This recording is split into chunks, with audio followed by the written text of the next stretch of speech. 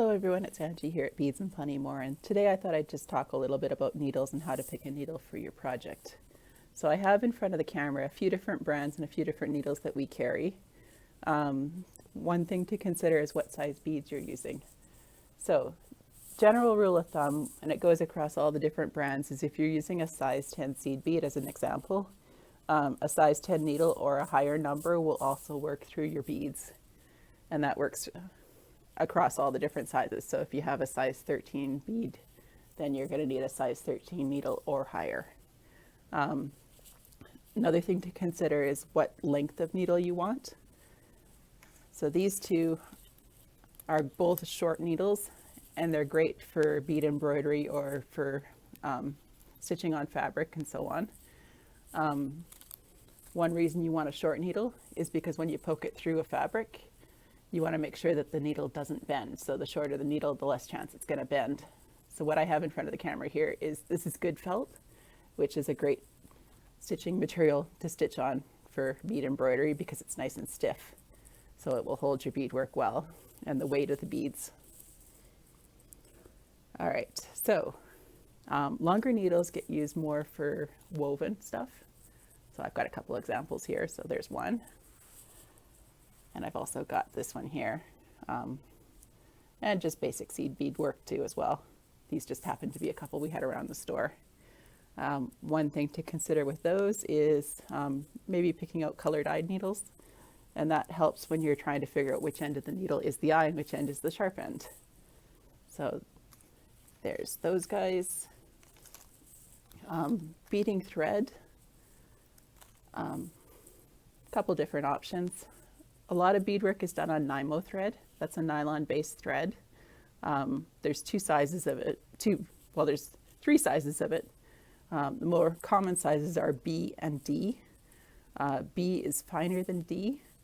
So if you're using thinner or smaller beads, you probably want the B over the D, but the D is the more common size.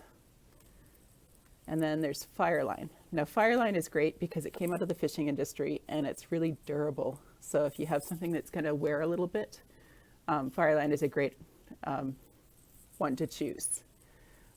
When you're threading Fireline, it's helpful to have a pair of pliers because you can flatten the end with the pliers, just squeezing on it and pulling a little bit. And when you've got the flat end, it's easier to thread through the needle.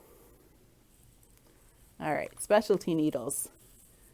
We have Glover needles. Now Glover needles are needles that are meant for buckskin or leather, and they have a three-sided tip on them, which makes them really sharp at the point so they can stitch through those heavier materials. Then we have stuff for bead loom stuff work. Now, when you're working on a bead loom, you generally want a longer needle. This particular project isn't particularly wide, but when you're stitching across, you want to be able to stitch across the entire row and catch it in place. So you want your needle to be long enough or for the width of your project so that you don't have to stitch a few beads and then go back and stitch a few more. And then if you're just threading and you need a needle for, say, your elastic or for basic threading threads. So here's basic threaded project. I have a couple options for that as well. So I've got twisted beading needles, and they come in different sizes.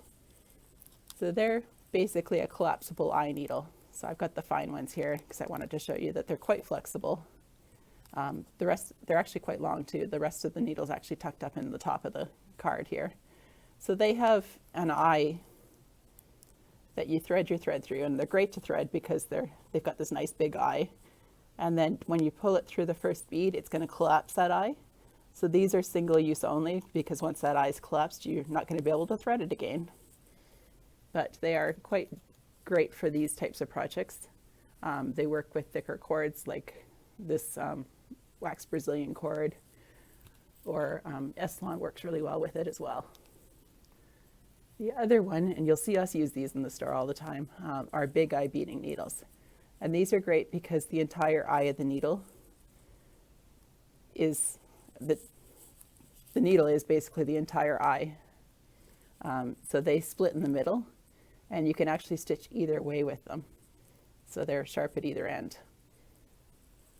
So that's basics of needles, and then there's always accessories like a needle case if you are prone to losing needles. That's pretty much my little tutorial on needles, so I hope you enjoyed that and have a good day.